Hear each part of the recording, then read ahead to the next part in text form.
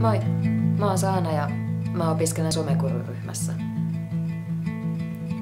Mä hain koulutusta, joka yhdistää visuaalisen tuottamisen ja markkinoinnin, ja mä halusin myös mahdollisuuden luovaan tuottamiseen.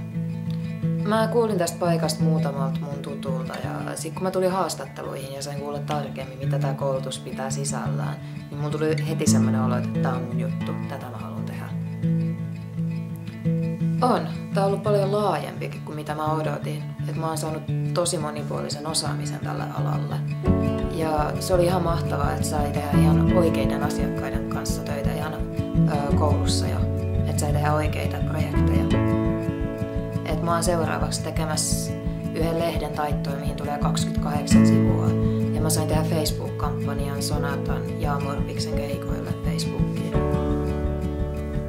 Mun mielestä se on ollut tosi hienoa, että kun on tehty oikeille asiakkaille töitä, niin siinä on kuitenkin ollut aina se opettaja, jolta on voinut kysyä neuvoa ja apua tarvittaessa. Että tässä on saanut kosketusta ihan oikeaan työelämään, mutta on kuitenkin saanut sen tarvitsemansa avun. Ja mun on tosi helppo suositella tätä koulutusta kenelle vaan, joka on kiinnostunut graafisen suunnittelun tuottamisesta ja ylipäätään sosiaalisen median mainonnasta. Että tää on ihan mahtava koulutus. Mä tykkään.